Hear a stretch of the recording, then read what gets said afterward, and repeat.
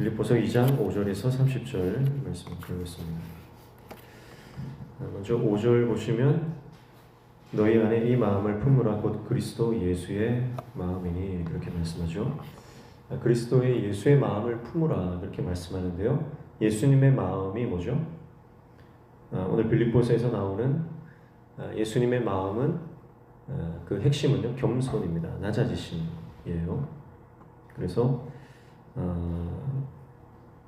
6절 이하에 보시면 그는 근본 하나님의 본체시나 하나님과 동등됨을 취할 것으로 여기지 아니하시고 7절에 자기를 비워 종의 형체를 가지사 사람들과 같이 되셨고 8절에도 사람의 모양으로 나타나사 자기를 낮추시고 죽기까지 복종하셨으니 십자가에 죽으시니라 이렇게 말씀하죠. 예수님의 마음을 품으라고 했는데 그 마음이 뭐냐? 겸손이고 낮아짐이고 희생이고 복이고 자기 비움입니다. 자, 그러니까 예수님의 마음을 우리도 함께 품어야 되죠.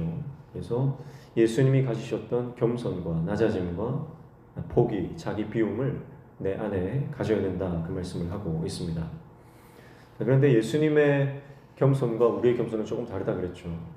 기억나십니까? 예수님의 겸손은 창조주의 겸손입니다. 그러나 우리는 피조물이잖아요. 그래서 피조물의 겸손은 창조주의 겸손과 좀 다르다. 그래서 피조물의 겸손은 먼저 내가 누구인지를 알아야 되는 것입니다. 내가 피조물이라고 하는 사실을 아는 것이고 내가 하나님의 종이라고 하는 사실을 아는 것이고 내가 스스로 있을 수 없는 하나님의 은혜 아니면 살 수 없는 존재를 아는 것, 그것을 인정하는 것에서부터 시작하는 게 바로 피조물의 겸손입니다. 겸손은요 자기 비하가 아닙니다. 겸손은 나는 아무것도 아니야, 나는 쓸데없어, 나는 쓸모없어, 그게 자기 이제 겸손이 아니라 그것은 단순한 자기 비하죠. 그래서 진짜 겸손은 뭐냐면 앞서 말씀드렸던 것처럼 나의 위치를 아는 거예요. 내가 어느 위치에 있는지 그 위치를 정확히 알고 거기에 맞는 삶을 살아가는 것이 그게 진짜 겸손입니다. 그래서 겸손한 사람은 기도하죠. 겸손한 사람은 기도합니다. 교만한 사람은 절대 기도하지 않습니다. 기도가 우리의 사명이고 기도의 자리가 우리의 자리라고 아는 사람만 기도할 수 있어요. 그게 꼭 겸손이거든요. 그래서 하나님께서 우리를 창조하셨는데 왜 창조하셨는지, 또 창조의 목적이 뭔지, 그 창조의 목적에 부합하게 살아가려면 내가 어떻게 살아야 하는지를 아는 것이 겸손이에요. 단순히 나는 못해, 나는 아무것도 아니야, 그게 겸손이 아니라는 거죠. 겸손한 사람은 아주 추진력 있게 주님의 사명을 감당합니다. 왜냐하면 그게 겸손이니까요. 이제 교회에서 어떤 사역을 부탁을 하잖아요. 저는 못해요. 손사래를 치는 경우가 많습니다. 근데 그렇게 나는 못합니다, 나는 안 됩니다 라고 말하는 이유가 이제 내가 능력이 없다, 나는 자격이 없다, 나는 그 일을 할 줄 모른다, 그거는 겸손이 아니라는 거예요. 겸손은 하나님이 부르시면 하는 게 겸손이에요. 그래서 예수님의 겸손이 자기를 비워 그는 하나님의 본체시지만 사람의 모양으로, 사람의 형상으로, 사람의 형체로 그렇게 오시는 거잖아요. 그게 겸손이라는 거죠. 그래서 6절에 다시 보시면 그는 근본 하나님의 본체시나 하나님과 동등됨을 취할 것으로 여기지 아니하시고 그랬어요. 그러면서 7절에 오히려 자기를 비워 종의 형체를 가지사 사람들과 같이 되셨다 그렇게 말하죠. 자, 하나님의 본체는 뭡니까? 예수님의 신성을 말하는 겁니다. 예수님의 신성이죠. 전능하심, 무한하심, 영원 무궁하시고 그런 모든 신성을 말하는 거죠. 종의 형체는 뭐죠? 예수님이 이 땅에 올 때 가지고 오신 인성을 말하는 거죠. 인간적인 연약함들, 인간이 가지고 있는 한계들, 육체를 가지고 오신 예수님께서 인간이 겪는 모든 그 아픔과 고통을 겪어야 하는 그런 한계들, 그것을 종의 형체라고 하는 것입니다. 근데 여러분, 예수님이 종의 형체로 오셨다 하더라도 그의 근본이 바뀌나요? 바뀌지 않습니다. 그는 근본 하나님의 본체이십니다. 종의 형체로 왔지만 하나님의 본체신 것은 변함이 없는 거죠. 그래서 사실은 여기서 하나님의 본체, 또 종의 형체, 본체나 형체는 같은 단어예요. 그러니까 여러분 이게 뭘 말하는 거냐면 예수님께서 이 땅에 사람의 몸을 입고 오셨다 할지라도 사람이 당하는 모든 연약함과 아픔과 고통과 눈물을 다 겪으셔야 하지만 예수님의 가치, 예수님의 본질, 예수님의 본체, 근본 그것은 변하지 않는다는 거죠. 그래서 예수님은 신성과 인성을 함께 이 땅에 가지고 오신 분이고요. 이것은 뭘 말하냐면 여러분 우리 인생도요 마찬가지로 이 땅에서 우리가 어떤 형편과 처지와 환경에 놓여 있다 할지라도 우리 안에 있는 하나님의 형상은 변하지 않는다는 겁니다. 여러분 우리가 하나님의 형상으로 지음 받았기 때문에 여러분 우리가 하나님께서 우리를 포기하지 않는 한 여러분 우리는 버림받지 않습니다. 내 가치는 하나님만 결정하시는 겁니다. 내 가치는 내가 결정하는 게 아니에요. 여러분 내가 내 가치를 결정하는 게 교만이에요. 나는 피조물이라서 내 가치를 결정할 권한이 없어요. 그 가치를 결정하시는 분은 그것을 만드신 분이고 여러분 우리 인생의 가치를 결정하시는 분은 오직 우리를 만드신 하나님이신 줄로 믿습니다. 그래서 내 존재의 가치는 하나님으로부터 결정되는 거예요. 말씀이 규정하고 있는 것이 나의 가치가 되는 것이지 내가 지금 가지고 있는 소유나 나의 형편이나 나의 상황이 나의 가치를 결정하지 않는다는 것입니다.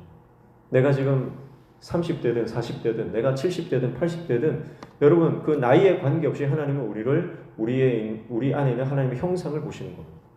내가 내 소유가 많든 적든 내가 건강하든 아프든 여러분 우리의 상황과 환경에 형편에 관계없이 하나님은 우리를 창조하신 그 하나님의 형상을 보시는 거예요. 그래서 하나님의 관심은 어디 있냐면 그 하나님의 형상이 회복되는 것에 있죠. 우리의 관심은 하나님의 형상이 아니라 세상의 소유 그것에 우리의 관심이 있어요. 그래서 그것을 회복하기 위해서 발버둥 치는 인생이 대부분이죠. 그러나 하나님의 관심은요. 우리가 뭘 가졌는지 별로 관심이 없어요. 하나님의 관심은 여러분 우리가 하나님의 형상으로 온전히 회복되어 예수님 닮아가는 것인 줄로 믿습니다. 아들이 아버지를 닮아갈 때 아버지가 기쁜 거예요.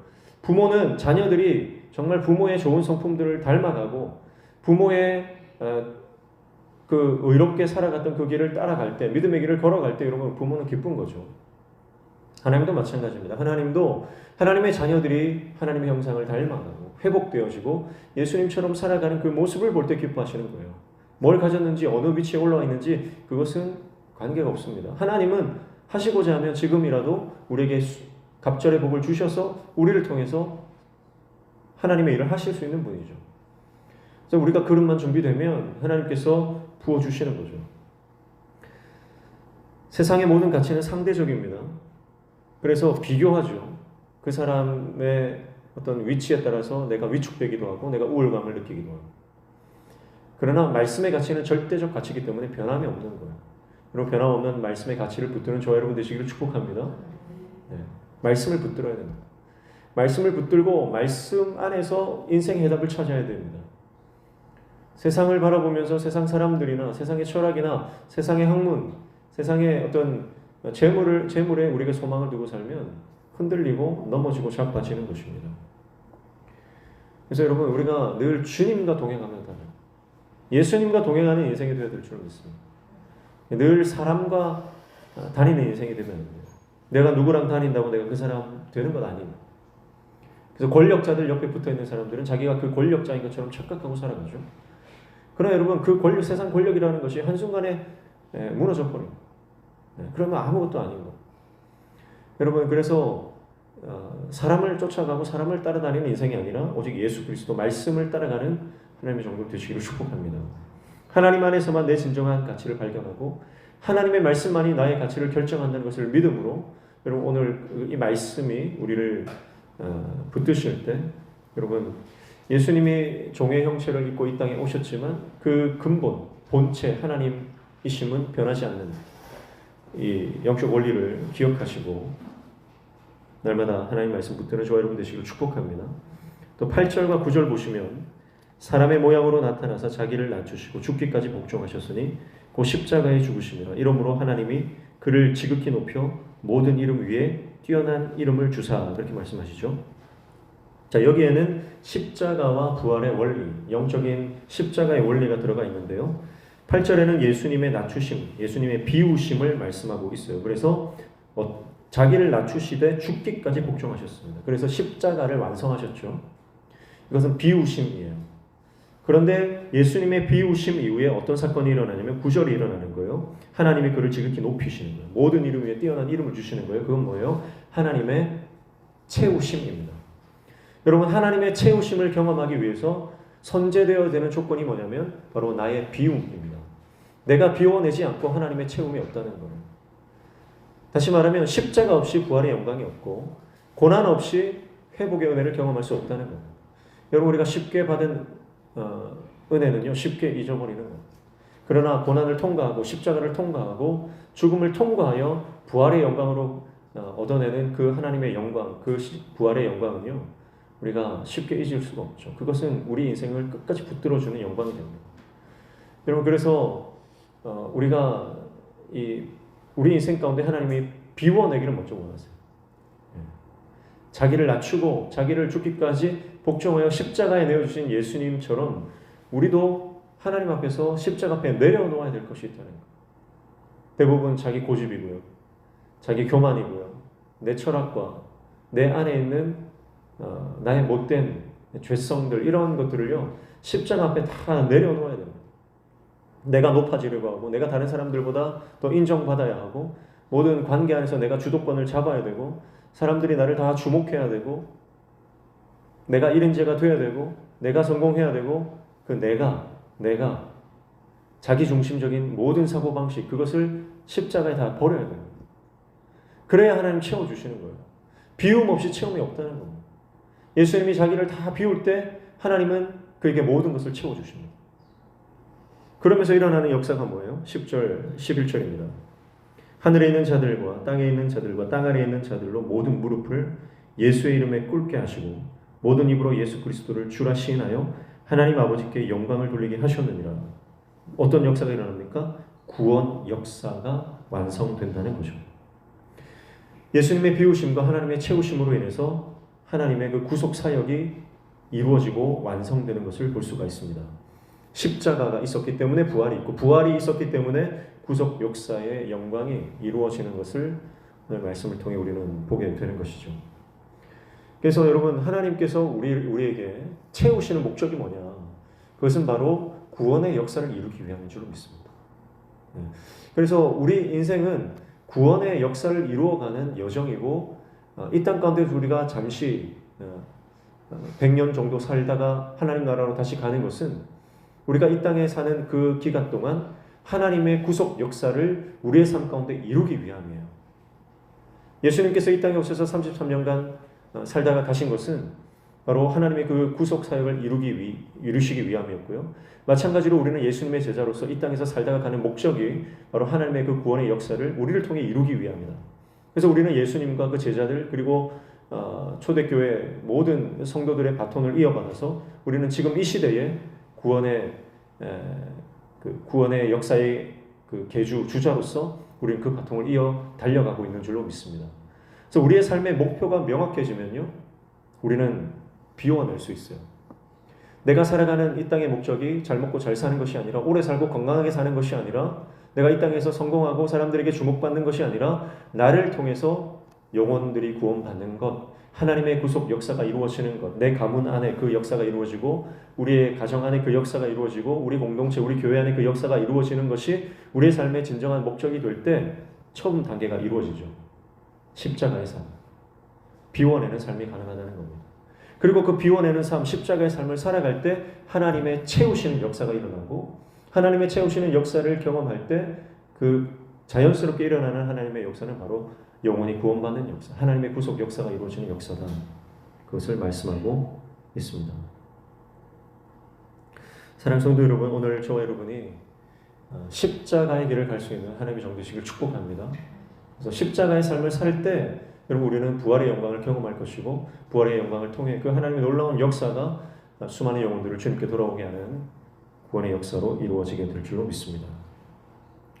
자, 그러면서 12절부터 19절, 18절까지는 그러면 이제 그런 하나님의 구속 사역 가운데 십자가의 삶을 살아가는 사람들이 어떠한 자세와 태도로 살아가야 되는지 좀 더 구체적으로 사도 바울이 말씀을 하고 있습니다. 먼저 12절 말씀에 보면 그러므로 나의 사랑하는 자들아 너희가 나 있을 때뿐 아니라 더욱 지금 나 없을 때에도 항상 복종하여 두렵고 떨림으로 너희 구원을 이루라. 그렇게 말씀하고 있습니다. 두렵고 떨림으로 너희 구원을 이루라. 그렇게 말씀하죠. 자, 여기서 우리가 알 수 있는 사실이 뭡니까? 지금 구원이 완성된 것이 아니라 완성되어져 가는 과정 가운데 있다. 그것을 알 수 있습니다. 그래서 이루어 가는 것입니다. 구원은 이미 우리에게 주어졌지만 아직 완성되지 않은, 이미와 아직 그 사이에 있는 것.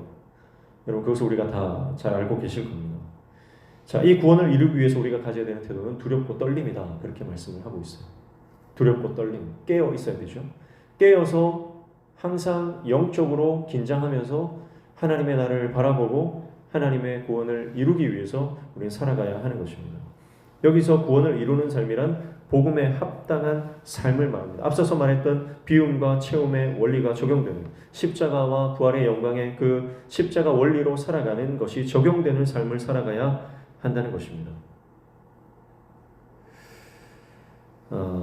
이것은 구원의 완성이 인간에 의해 결정된다라고 하는 뜻은 아닙니다. 구원의 완성은 하나님의 주권입니다. 그래서 하나님께서 그 구원의 주권을 쥐고 계시지만, 그러나 이 구원을 이루라고 하는 것은 하나님께서 이 구원 과정을 이루어 가시는데 우리의 책임이 있다는 거예요. 그래서 이 책임을 인정하지 않고 이 책임에 대해서 생각하지 않는 분들은 그냥 예수님만 믿고 그걸로 끝이다. 그러면 이제 구원파가 되는 거죠. 그러나 성경은 그렇게 말하지 않습니다. 우리가 하나님의 자녀가 되었다면 빛 가운데 살아가는 삶이 수반되어야 된다. 그 삶이 없다면 내가 진정으로 구원받은 사람이 아닐 수도 있다는 것을 성경 곳곳에 말하고 있는 것이죠. 구원 과정에 있는 성도들은 마땅한 그의 책임이 있는 것이라는 것을 말씀을 하고 있습니다. 13절에 보시면 너희 안에서 행하시는 일은 하나님이시니 자기의 기쁘신 뜻을 위하여 너희에게 소원을 두고 행하게 하시나니, 그렇게 말씀하죠. 그러면서 여러분, 우리에게 책임이 있다. 이 구원을 이루어가야 될 책임이 있는데, 그렇지만 하나님이 우리에게 그것을 던져주시고 아무것도 하지 않느냐? 그렇지 않다는 거죠. 하나님이 여전히 일하고 계시다. 그 말씀을 하고 있습니다. 너희 안에 행하시는 일은 하나님이시다. 자, 여기에서 하나님의 열심이 나오는 겁니다. 하나님은 우리 안에서 여전히 일하시고 계시고 우리 안에 여전히 역사하고 계시다. 그것이 하나님의 열심입니다. 그 하나님의 열심이 구원을 이루어 가시고 그 이루어 가시는 구원 안에 우리의 역할, 우리의 책임, 우리가 감당해야 될 빛의 삶이 있다. 그렇게 말씀하고 계신 것이죠. 자, 그래서 14절에 구체적으로 모든 일을 원망과 시비가 없이 하라. 그렇게 먼저 말씀하십니다. 원망과 시비, 이거는 어둠의 방식입니다. 세상의 방식입니다. 세상 사람들이 살아가는 어둠의 방식이라는 말이에요. 늘 원망하고 늘 시비를 겁니다. 그러나 15절에 하나님의 사람들은 어떻게 살아갑니까? 15절, 이는 너희가 흠이 없고 순전하여 어그러지고 거스르는 세대 가운데서 하나님의 흠 없는 자녀로 세상에서 그들 가운데 빛들로 나타내며, 그렇게 말씀하죠. 거룩한 삶을 살아라는 거예요. 구체적으로 흠이 없고 순전한 삶을 살아가라. 그렇게 말씀하면서 이것이 빛의 자녀들의 방식이다. 그렇게 말씀합니다. 우리가 버려야 되는 게 뭐죠? 원망하는 것, 불평하는 것, 시비, 이거를 버려라. 그리고 흠 없고 순전한 모습으로 거룩하고 깨끗하게 이 땅을 빛 가운데 살아가라. 그렇게 말씀을 하고 있습니다. 자, 여러분, 그러니까 우리 안에 지금 내가 빛의 영역 안에 있는지 어둠의 영역 안에 있는지 그것을 구분하는 것은 지금 내 안에 원망과 불평과 사람을 향한 그 적대감, 시비, 이런 것들이 우리 안에 여전히 도사리고 있다면 지금 나는 어둠의 영역이 지금 짙게 들이우고 있다. 그러나 내 안에 하나님을 향한 거룩함과 순전함과 흠없음으로 우리가 살아가고 있다면 우리는 지금 빛 가운데에서 하나님과 동행하고 있다는 것을 우리가 깨닫게 되는 것입니다. 그리고 16절 말씀에 보면 생명의 말씀을 밝혀 나의 다름질이 헛되지 아니하고 수고도 헛되지 아니하므로 그리스도의 날에 내가 자랑할 것이 있게 하려 함이라. 그렇게 말씀하죠. 그래서 마지막 때에 하나님 앞에 자랑할 것이 있는 인생이 되어라. 그렇게 말씀을 하고 있어요. 여기서 자랑이라고 하는 카우케마라고 하는 헬라어는요, 추수 때 주인 앞에 꺼내놓을 수 있는 열매가 가득한 충성스러운 종이 누리는 특권이다. 그렇게 해요. 여기서 자랑이라고 하는 것은요, 이 시기가 중요합니다. 이 자랑을 언제 합니까? 그리스도의 날에 하는 거예요. 자랑은 그리스도의 날에 하는 겁니다. 그리고 그 자랑은 뭐예요? 하나님이 원하시는 추수한 열매들이에요. 여기서 말하는 열매들은 앞서서 말했던 그 구원받은 영혼들, 나를 통해 구원받은 영혼들, 그리고 그 다음에 빛의 자녀로 살아가는 삶의 열매들. 그것을 언제 자랑한다고요? 마지막 때에, 그리스도의 날에, 추수 때에 그것을 자랑하는 것이 종의 특권이라는 거예요. 그래서 여러분, 자랑을 내가 살아가는 삶의 중간중간에 하지 마십시오. 그러면 마지막 날에 자랑할 게 없어요. 사람들이 몰라줘도 괜찮아요. 사람 앞에 자랑하고 사람 앞에 인정받으려고 하는 것을 우리가 접어야 됩니다. 왜냐하면 그리스도의 날에 우리가 그것을 내어드려야 되거든요. 미리 까면요, 그 효력이 사라지는 거예요. 그래서 오직 칭찬은 하나님 앞에서 받으시기를 축복합니다. 그러면 우리 안에 이제 섭섭한 게 사라져요. 우리가 섭섭한 건 뭐냐면 하나님께 인정받기보다 사람에게 인정받는 것이 더 우선시되면 섭섭한 게 들어오죠. 그래서 사도 바울은 예수님만 증거되면 나는 어때도 상관없다, 그렇게 말하잖아요. 뭐 어떤 의도로 하든 예수님만 증거된다면 나는 그것으로 족하다. 내가 매여 있고 갇혀 있고 그래도 이를 통해서 복음은 오히려 진전이 있다. 그래서 나는 감사하다. 빌립보서 4장의 이 짧은 이 서신서 안에 기쁨이라고 하는 그 동조어가 14번이나 등장하는 걸 보면서 사도 바울이 정말 기뻐하는 게 뭔가? 그것은 바로 영혼 구원과 복음 사역. 그것으로 인해서 늘 기뻐하고 그것만 있으면 충분한 인생이 바로 사도 바울의 인생 아닙니까? 그래서 사도 바울은 그리스도의 날에 내가 자랑할 것이 있는 인생이 되고 싶다.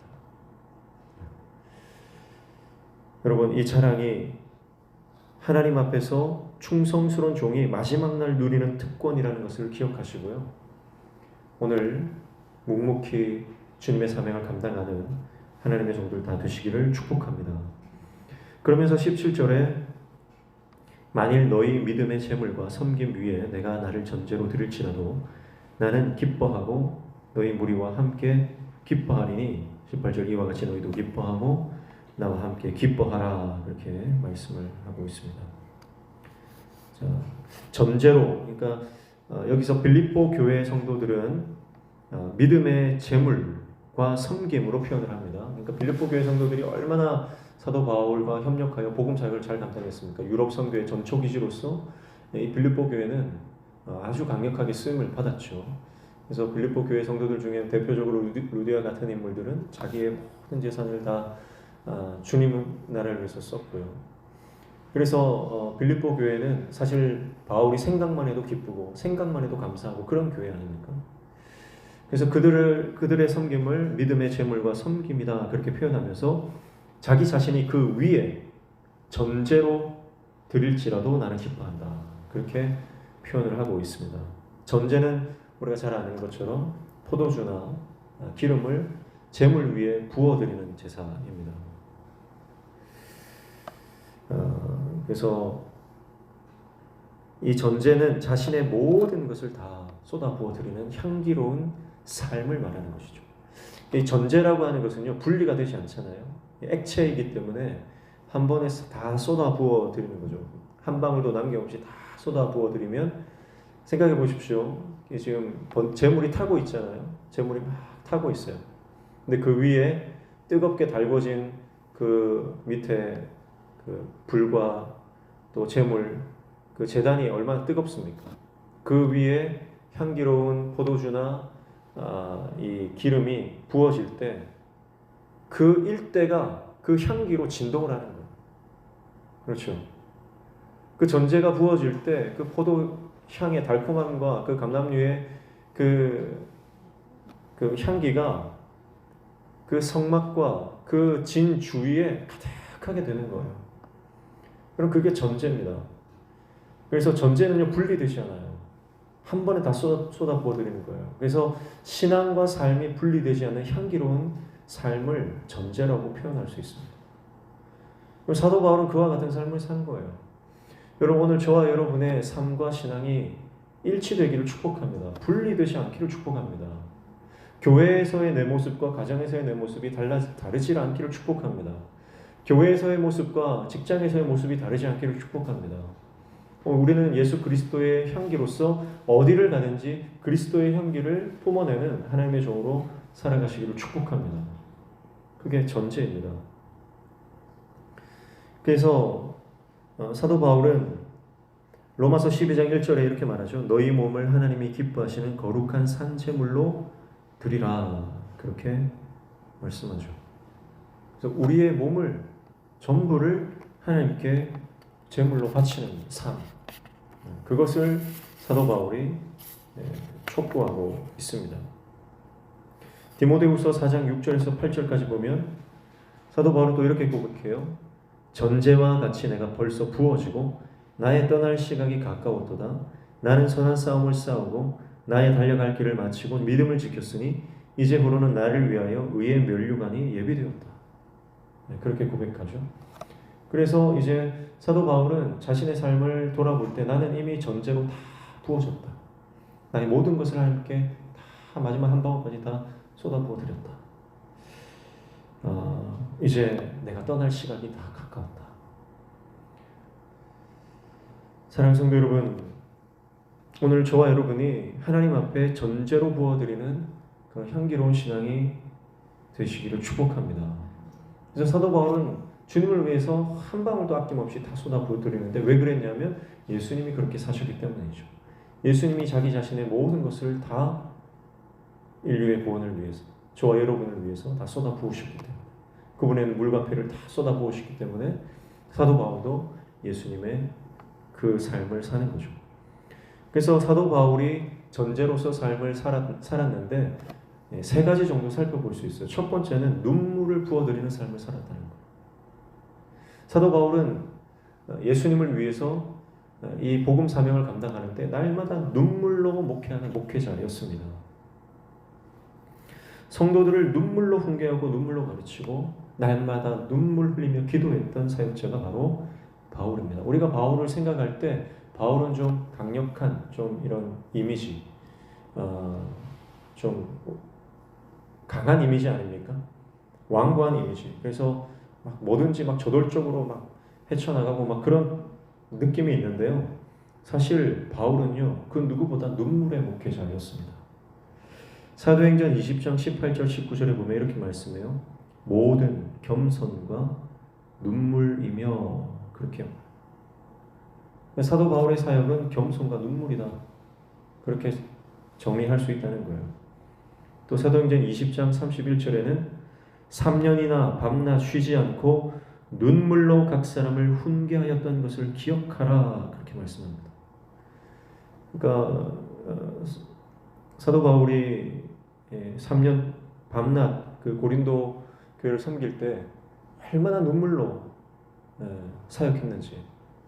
어쩌면 사도 바울이 가는 곳마다 교회가 일어나고 영혼들이 구원받는 것은 사도 바울의 이런 그 눈물이 있었기 때문이 아닌가. 고린도후서 2장 4절에도 보면 내가 마음에 큰 눌림과 걱정이 있어 많은 눈물로 너희에게 썼노니 그렇게 말씀합니다.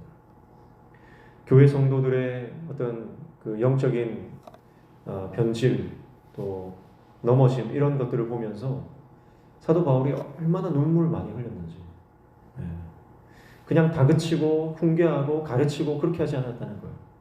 사도 바울은 늘 눈물로 사역했어요. 그 눈물이 교회를 세웠고 그 눈물이 영혼을 살렸다라고 하는 것이죠.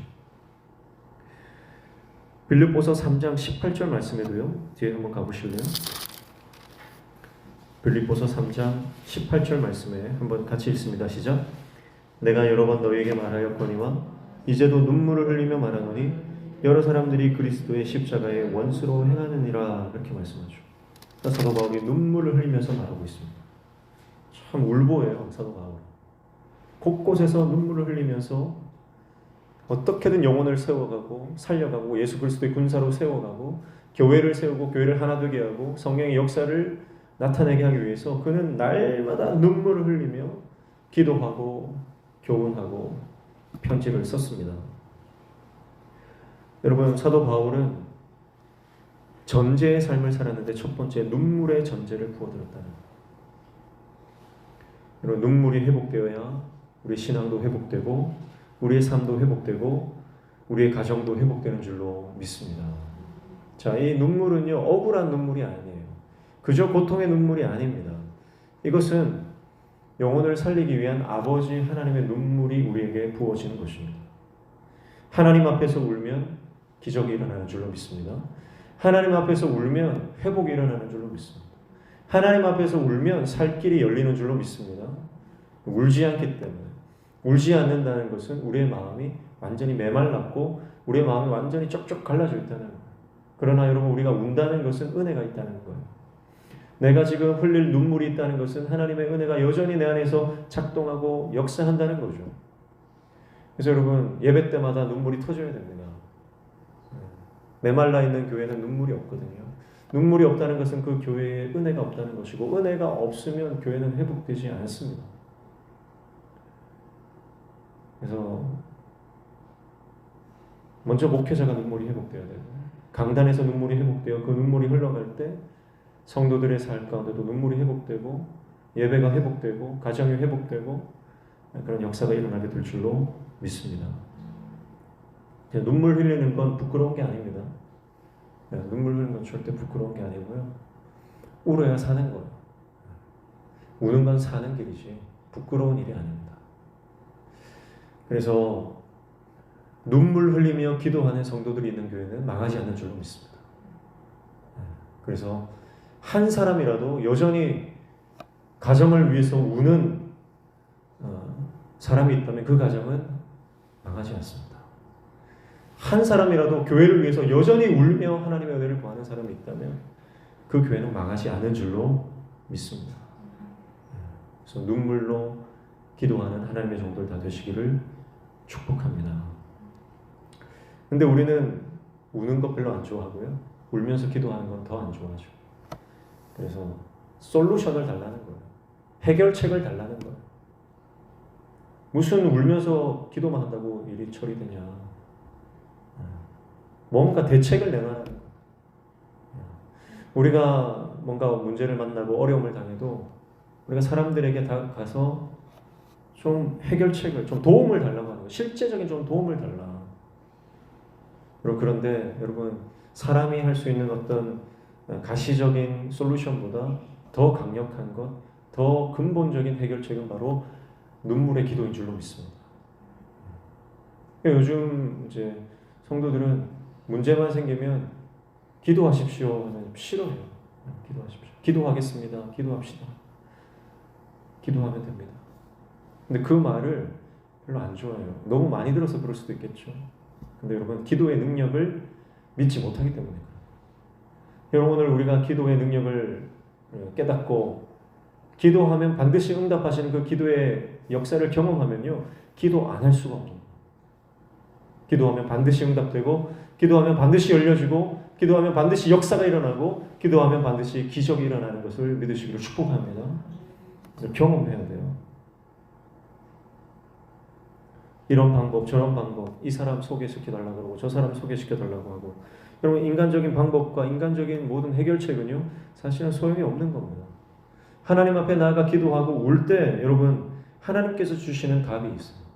하나님께서 주시는 그 응답, 그것을 우리가 경험할 때 우리 인생 가운데 열려지는 은혜가 있는 줄로 믿습니다. 눈물이 회복되는 하나님의 종들 다 되시기를 축복합니다. 두 번째, 사도 바울은 하나님께 땀방울의 전제를 부어드렸습니다.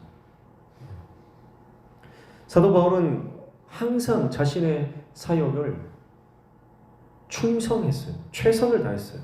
땀 흘리는 수고를 아끼지 않았습니다. 사도행전 20장 35절 말씀에 보면 범사에 여러분에게 모본을 보여준 바와 같이 수고하여 약한 사람들을 도왔다, 그렇게 말씀합니다. 범사에 모범을 보여주고 수고했다. 늘 땀을 흘리는 사역을 했다는 거죠. 여러분, 우리가 하나님의 사역을 우리가 충성하지 않고 어떻게 감당할 수 있겠습니까? 땀 흘리지 않고 감당할 수 없는 것입니다. 고린도후서 11장 23절에는 이렇게 말씀해요. 내가 수고를 넘치도록 하고, 그렇게 말합니다. 수고를 했는데 얼마나 했다고요? 넘치도록 했다는 거예요. 대충 한 적이 없다는 겁니다. 대충 하고 넘어가질 않아요. 여러분, 사도 바울은요, 죽기까지 충성했습니다. 땀을 흘렸어요. 갈라디아 4장 19절에는 이렇게까지 표현합니다. 내가 해산하는 수고를 했다.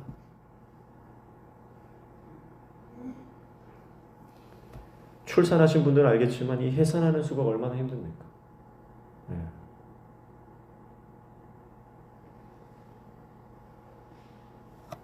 모든 땀을 다 쏟아내야 되죠.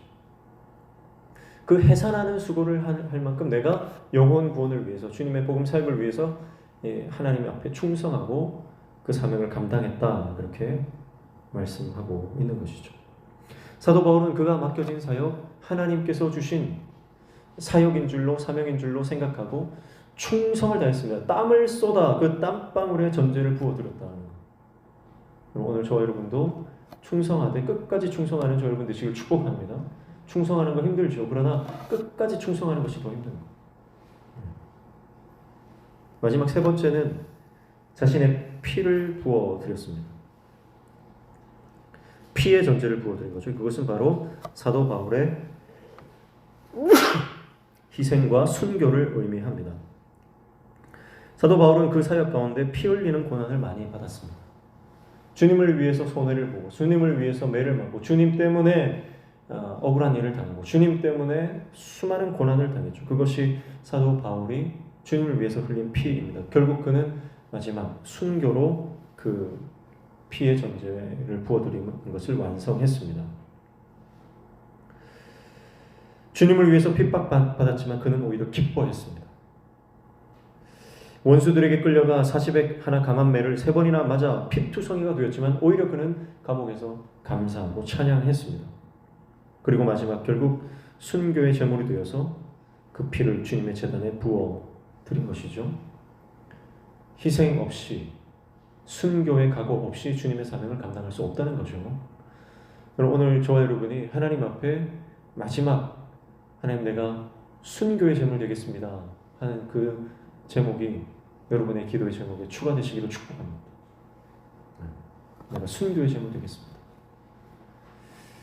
그래서 사도 바울은 눈물과 땀과 피를 다 주님께 쏟아부어 드림으로 자신의 삶을 통해서 복음 사역의 귀한 강력한 도구로 사용된 것을 볼 수가 있습니다.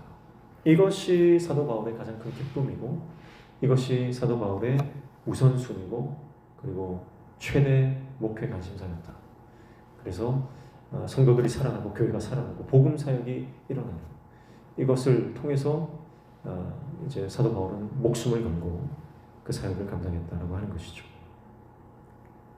그러면서 19절부터 30절 마지막 절까지는요, 디모데와 에바브로디도를 소개하면서 그들의 사역과 삶을 소개하면서 마무리하고 있죠. 먼저 디모데를 보시면요, 한마디로 디모데는 위로자입니다. 19절 말씀에 보면 내가 디모데를 속히 너희에게 보내기를 주 안에서 바람은 너희의 사정을 알므로 안위를 받으려 함이니, 그렇게 말하는데요. 디모데가 오고 가는 것을 통해서, 소식을 주고받는 것을 통해서 피차 간의 위로를 받는다, 그렇게 말합니다. 디모데는 바울에게는 정말 위로가 되는 그런 존재였습니다. 디모데는 자기 희생적 사랑과 겸손으로 복음과 교회를 위해 기꺼이 수고했던 인물이라고 소개하고 있고요. 또 많은 연단을 통해 바울과 동행하면서 그를 닮아갔다. 그리고 누구보다 바울의 심정을 잘 헤아리는 그런 인물로서 소개되고 있습니다. 그래서 늘 사도 바울은 이 디모데를 통해서 위로를 받았다. 오늘 저와 여러분이 이런 디모데와 같은 위로자 되시기를 축복합니다. 그리고 두 번째는 에바브로디도죠. 에바브로디도는 한마디로 말하면 죽기를 각오한 자이고요. 하나님께서 죽을 병에서 살려주신 기적을 경험한 사람입니다. 25절 보시면 그러나 에바브로디도를 너에게 보내는 것이 필요한 줄로 생각하노니 그는 나의 형제와 함께 수고하고 함께 군사된 자요 너희 사자로 내가 쓸 것을 돕는 자라. 26절 그가 너희 무리를 간절히 사모하고 자기가 병든 것을 너에게 들은 줄을 알고 심히 근심한지라. 27절 그가 병들어 죽게 되었으나 하나님이 그를 긍휼히 여기셨고 그뿐 아니라 또 나를 긍휼히 여기사 내 근심 위에 근심을 면하게 하셨느니라. 그렇게 말씀하죠. 에바브로디도는 주의 일을 위해서 자기 목숨을 돌아보지 않고 헌신한 형제다. 그렇게 소개하고 있습니다. 그리고 사도 바울과 함께 치열한 영적 전투를 치러낸 군사요 사도 바울의 사에게 없어서는 안 될 존재로 소개되고 있습니다. 에바브로디도는 죽을 병에 걸렸지만 하나님의 은혜로 살아났는데 하나님께서 그를 긍휼히 여기셨다. 그런데 에바브로디도만 긍휼히 여기신 게 아니라 사도 바울을 긍휼히 여기셔서 고쳐주신 이유도 있다. 이렇게 소개를 하죠. 무슨 말이에요? 에바브로디도가 없으면 사도 바울이 너무 상심할 것을 하나님 아셨다는 거예요. 그래서 바울 때문에라도 살려줬다 이 말이죠. 그러니까 에바브로디도는요, 이 사도 바울의 사역에서 굉장히 큰 의미를 가져다주는 그런 존재라는 것을 알 수가 있습니다. 자, 오늘 이 디모데와 에바브로디도를 바라보는 바울의 시선이 어떻게 좀 느껴지십니까? 그냥 이 두 사람을 소개하는 것만으로도 기쁜 거예요. 마치 하나님께서 천지를 창조하시고 나서 피조 세계를 바라보시면서 보시기에 심히 좋았더라. 그렇게 말씀하셨던 것처럼 사도 바울은 이 두 사람만 보면 너무너무 기쁜 거예요. 너무너무 행복한 거예요. 막 자랑하고 싶은 거예요. 보기에 심히 좋은 거예요. 여러분, 이것이 성령 안에서 함께 연합하여 사역하는 하나님의 사람들의 모습인 줄로 믿습니다. 그래서 여러분, 오늘 저와 여러분의 관계가 그런 관계가 되기를 축복합니다. 빌립보서 1장부터 우리가 쭉 보면 사도 바울이 물론 예수님 때문에 기쁘고 하나님의 복음 사역이 증거되는 것이 기쁘고 하지만 그러나 사도 바울의 큰 기쁨 중에 하나는 뭐예요? 빌립보 교회 성도들이에요. 빌립보 교회 성도들만 생각하면 신바람이 나요. 빌립보 교회 성도들 한 사람 한 사람 기억하면 너무너무 마음이 기뻐요. 감사가 저절로 나와요. 여러분, 그게 교회의 본질적인 모습인 줄 믿습니다. 저와 여러분이 서로 생각만 해도 기뻐야 돼요. 생각만 해도 감사가 넘쳐야 돼요. 그게 초대교회의 원형의 모습입니다.